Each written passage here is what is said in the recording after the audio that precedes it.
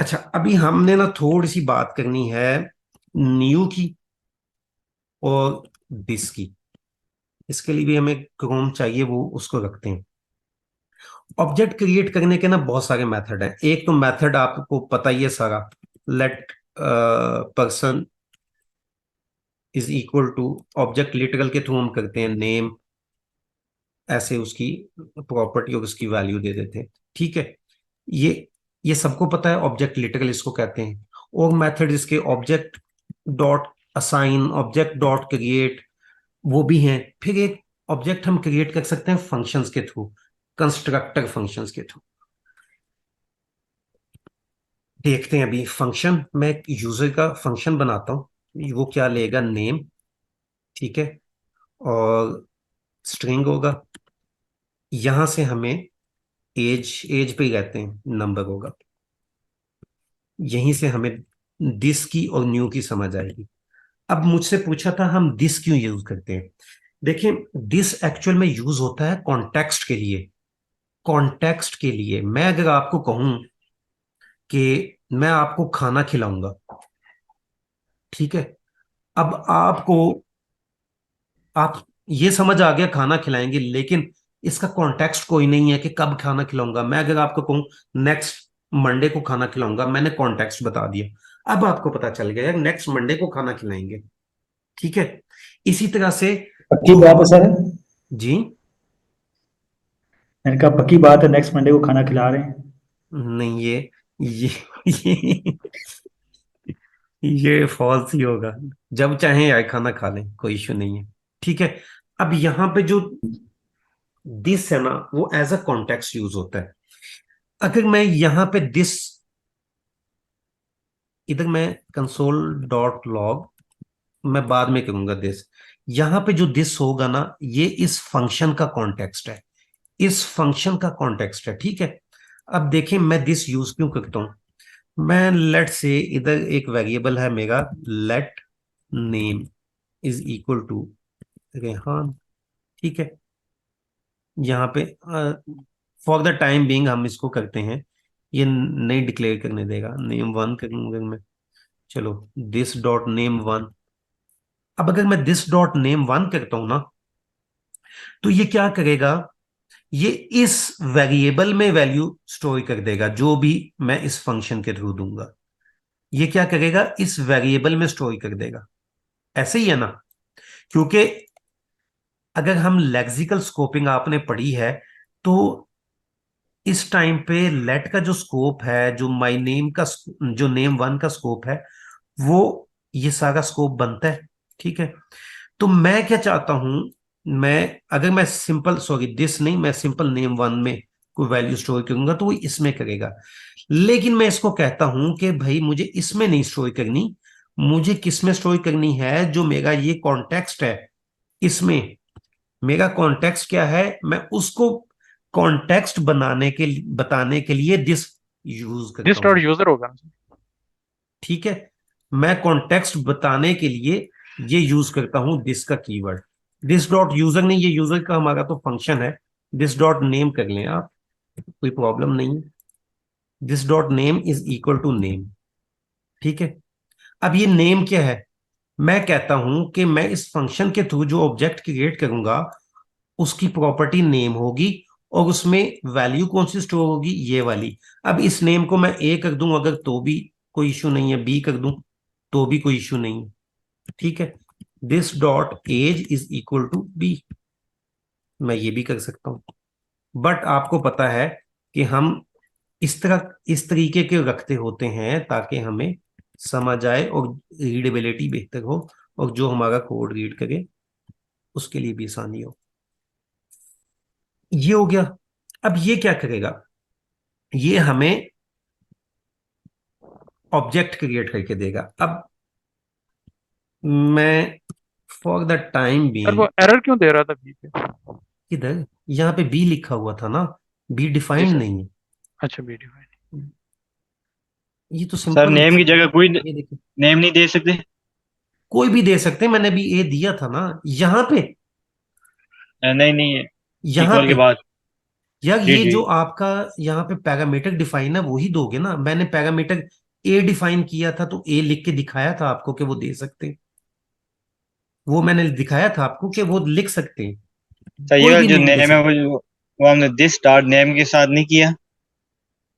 जी, ये जो नेम है वो हमने दिस डॉट नेम के साथ नहीं किया।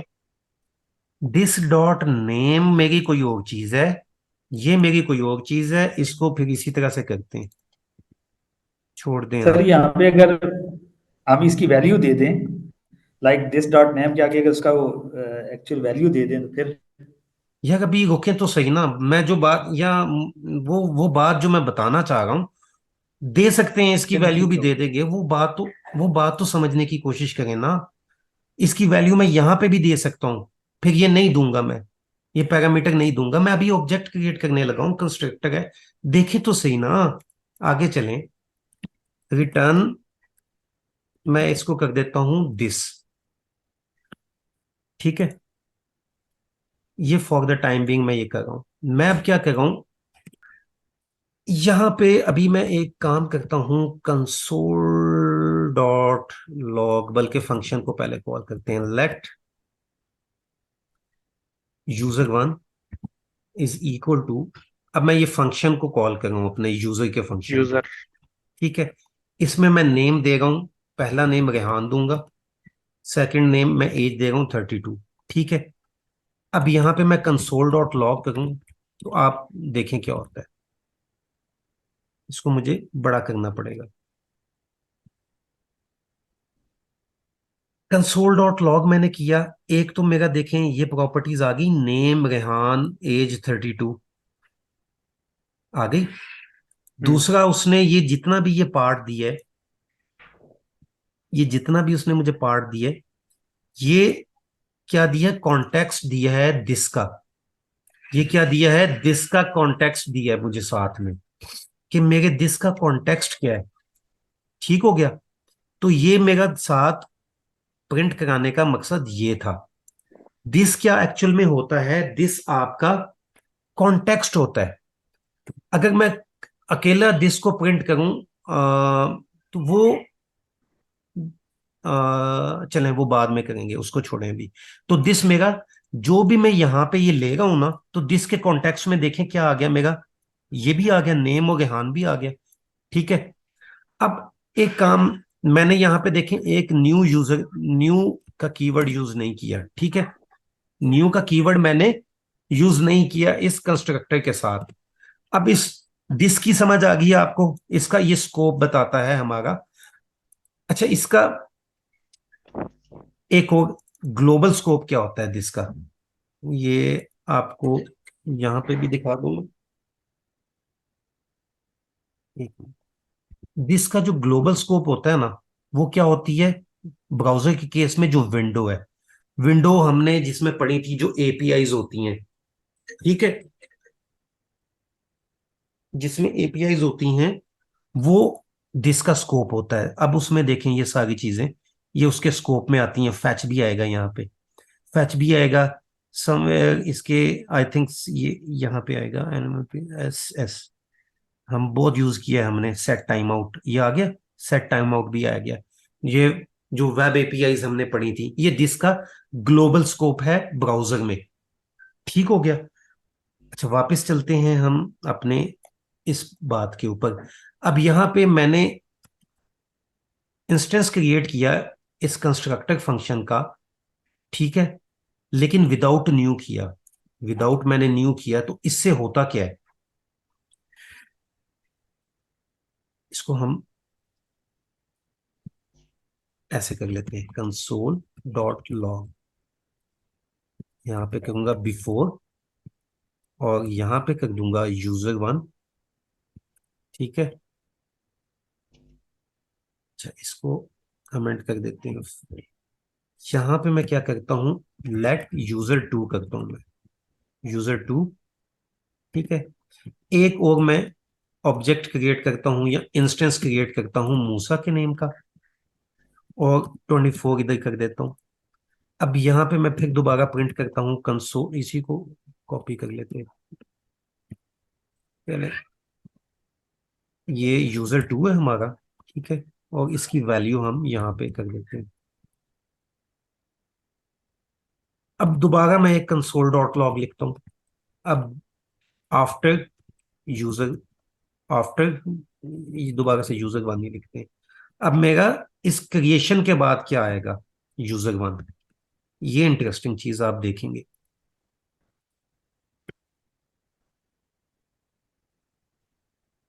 ये न्यू की ना आपको बताने के लिए, यहां से हमारा शुरू कहां से हुआ, मैंने तो क्लियर किया हुआ ना। देखिए पहला हमारा यूजर क्रिएट हुआ नेम रेहान 32 के साथ, ये ठीक हो गया। इसको मैंने ये फिर प्रिंट करवाया है, प्रिंट मैंने करवाया, ठीक है। तो उसके बाद आए यहाँ पे देखें, दूसरा मैंने क्रिएट किया यूजर और उसको प्रिंट करवाया यहाँ पे। ये दूसरा मेरा यूजर, ये प्रिंट हो गया यहाँ पे, यूजर टू आ गया। अब इस यूजर टू के क्रिएट करने के बाद मैंने यूजर वन को दोबारा प्रिंट करवाया। तो अब मेरा यूजर वन देखें क्या होगा। मेरे यूजर वन मूसा सेम जो नया क्रिएट हुआ है, उसने क्या किया कि मेरे पिछले यूजर को ओवरराइड कर दिया। मेरे पिछले यूजर वन को जो रेहान वाला था उसको ओवरराइड कर दिया उसने, ठीक है। क्यों किया? क्योंकि हमने नया इंस्टेंस क्रिएट नहीं किया, इस कंस्ट्रक्टर फंक्शन का नया इंस्टेंस क्रिएट नहीं किया। अब मैं अगर न्यू लिखता हूं साथ इसके, अब न्यू के साथ ये रिटर्न जो है ना, ये नहीं कहता, कहता मुझे रिटर्न नहीं दो, नहीं चाहिए। दूसरा मैं क्या करता हूं, न्यू, ठीक है। अब मैं इसको कंसोल डॉट लॉग करके देखता हूं कि मैंने न्यू अपने कीवर्ड से क्या गेन किया। देखो बिफोर पहला जो हमारा यूजर था रेहान था, सेकंड यूजर क्रिएट हुआ मूसा के नेम से, third user, sorry, first user मेरा सेम रहा। न्यू के केस में न्यू कीवर्ड हमने क्यों यूज किया? न्यू कीवर्ड हमने इसलिए यूज किया कि मैंने एक नया इंस्टेंस क्रिएट किया। अब वो इंस्टेंस जो है उसका अपना वो स्कोप बना, वो अपना एक ऑब्जेक्ट बना, और ये यूजर टू अपना एक ऑब्जेक्ट बन गया, ठीक हो गया।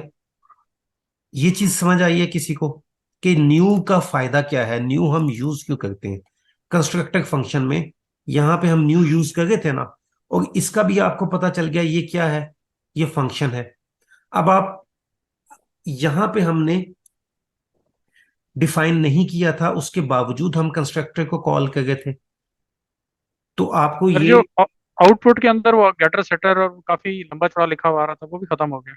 वो खत्म क्यों हुआ? वो मैंने रिटर्न खत्म कर दिया ना, मैं रिटर्न करवा रहा था, दिस को रिटर्न करवा रहा था, तो वो दिस का स्कोप बताने के लिए। अब इस केस में मैं वो रिटर्न नहीं करवा सकता क्योंकि मुझे, रिक्वायर्ड नहीं हाँ मुझे वो अलाउ नहीं करता, न्यू के साथ अलाउ नहीं करता। अच्छा वैसे एक ट्राई करता हूँ मैं, कंसोल डॉट लॉग यहाँ पे काम करता हूँ दिस, इधर देखते हैं कि क्या करता है। ठीक है, ये मैं फॉर द टाइम बिंग एक ही यूजर रहने देता हूँ, इसको कमेंट कर देता हूँ।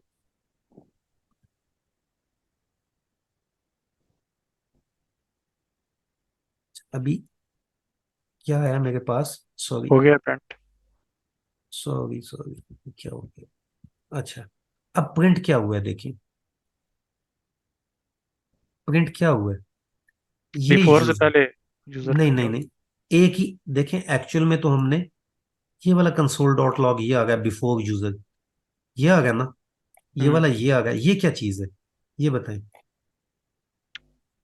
ये सर यूजर है ना जो ऊपर डिफाइन किया फंक्शन के अंदर, ठीक है, यूजर है, डिफाइन जिसमें किया आपने हमने, दिस की वैल्यूज आपने दी है ना। जी। ये हमारा क्या आ गया, ये कॉन्टेक्स्ट आ गया हमारा, कि इस टाइम पे हमारा ये कॉन्टेक्स्ट क्या बन गया अब, ये नेम, ये यूजर का नेम और एज, ये हमारा कॉन्टेक्स्ट बन गया है। दिस का ये, दिस क्या करता है, ये करता है, दिस हम्म हमारा कॉन्टेक्स्ट बनाता है, सही हो गया। अब इस केस में देखें दिस का कॉन्टेक्स्ट ये है, ये यूजर है, ये वाला यूजर है, उसमें नेम और एज ये है। ये चीज क्लियर हुई, दिस और हम्म न्यू की ये चीज क्लियर होगी। अच्छा हम्म। अब अच्छा, उसके बाद मेरे ख्याल से अब हम नेक्स्ट क्लास करेंगे जिसमें हम जो 4 पिलर्स ऑफ ऊप है ना, ऑब्जेक्ट ओरिएंटेड प्रोग्रामिंग है, वो करेंगे। उसमें हम अपनी क्लासेस क्लासेस आ गई, क्लासेस के हवाले से कोई क्वेश्चन है तो पूछें, जहां तक हमने पढ़ा है। नेक्स्ट हमने करना है इनहेरिटेंस करना है। उसकी हमने उसकी एक्सेस मॉडिफायर्स, उसके एक्सेसर्स, और उसकी जो भी थोड़ी सी वो मॉडिफायर्स हैं और स्टैटिक मेथड्स हैं, वो हैं, वो हम वो भी देखेंगे।